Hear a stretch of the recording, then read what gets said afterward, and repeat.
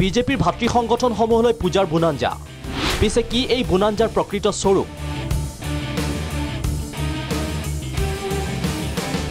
জিলাই জিলাই BJP নেতালৈ Scorpio' Bolero বিজেপিৰ কৰ্মকৰ্তাই এইবাৰ ঘূৰিব বিলাসী বাহনত 8 অক্টোবৰত ৰাজ্যিক বিজেপিৰ মুখ্য কাৰ্যালয়ৰ মুকলি দিনাই প্ৰদান কৰা হ'ব 40 জিলাত 40খনকৈ বিলাসী বাহন লগতে 8 মৰ্চাক প্ৰদান কৰা হ'ব 8খনকৈ বিলাসী বাহন হয় ঠিকই শুনিছে এতিয়াৰে পৰা বিজেপিৰ ভাতৃ সংগঠনে দলীয় কাম-কাজৰ বাবে ঘূৰিব বলেৰো বাহনত ইতিমধ্যে অনা হৈছে 48খনকৈ বাহন 40 সাংগঠনিক জিলাত দিব একোখনকৈ বলেৰো 8 মৰ্চালৈ একোখনকৈ স্কৰ্পিঅ'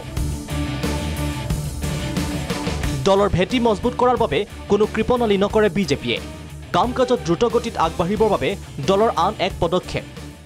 40খন আমাৰ সাংগঠনিক জিলা আছে এই জিলাৰ কাম-কাজ ত্বৰান্বিত কৰাৰ কাৰণে আগন্তুক দিনত জিলা আমাৰ প্ৰবাহ খৰতকীয়া কৰা বা প্ৰবাহ গতানুগতিক আৰু ৰেগুলাৰ কৰাৰ নিমিত্তে আমি জিলাত যেহেতু আমাৰ মণ্ডল সভাপতি জিলা সভাপতিসকল টুৰ কৰিব লাগে বিভিন্ন মণ্ডল যাব লাগে সেই নিমিত্তে আমি কিছু ট্ৰেন্সপৰ্টেশ্যনৰ ব্যৱস্থা হিচাপে প্ৰতিখন জিলালৈ এখন বাহন দিয়াৰ ব্যৱস্থা ইতিমধ্যে বাহনসমূহ ৰখা হৈছে বিজেপিৰ নতুন কাৰ্যালয়ৰ ভৱনৰ চৌহদত 8 অক্টোবৰত প্ৰদান কৰিব বাহনসমূহ অহা 8 তাৰিখে আমি ইয়াৰ ফ্লেগ অফ কৰি আনুষ্ঠানিক উদ্বোধন কৰিম আৰু লগতে আমাৰ 8টা মৰ্চা আছে 8টা মৰ্চাকো আমাৰ ভেহিকেলৰ প্ৰয়োজন হয় ট্ৰেন্সপৰ্টেশ্যনৰ কাৰণে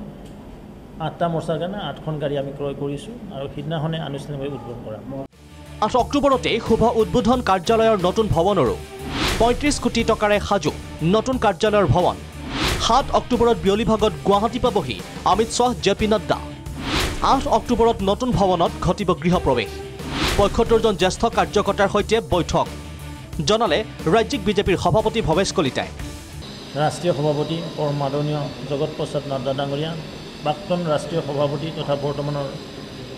কেন্দ্ৰীয় চৰকাৰৰ সন্মানীয় গৃহমন্ত্ৰী অমিত শ্বাহ ডাঙৰীয়া দুইজন নেতাই অহা 7 তাৰিখে ইভিনিং আমাৰ গুৱাহাটীত পদাৰ্পণ কৰিব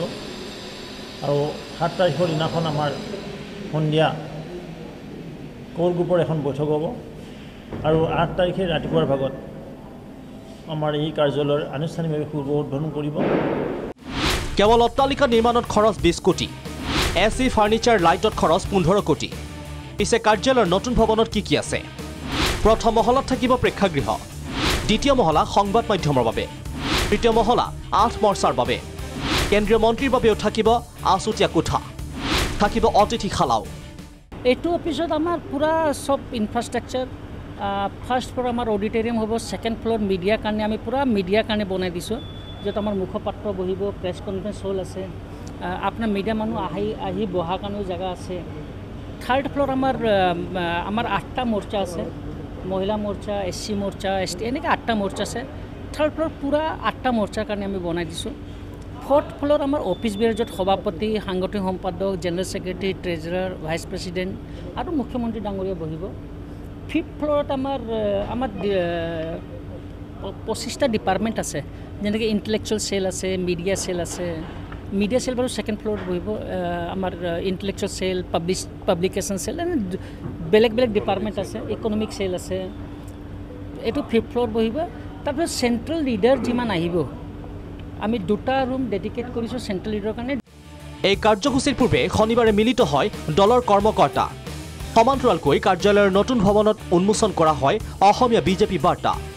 এই উন্মোচনী অনুষ্ঠানত উপস্থিত থাকে ৰাজ্যিক সভাপতি শ্ৰীযুত ভৱেশ কলিতা ৰাষ্ট্ৰীয় সাধাৰণ সম্পাদক দুষ্মন্ত কুমাৰ গৌতম ৰাজ্যিক সহপ্ৰভাৰী পৱন শৰ্মাকে আদি কৰি বিজেপিৰ কৰ্মকৰ্তাসকল ইফতিকাৰ চৌধুৰী ৰিপৰ্ট প্ৰাগ নিউজ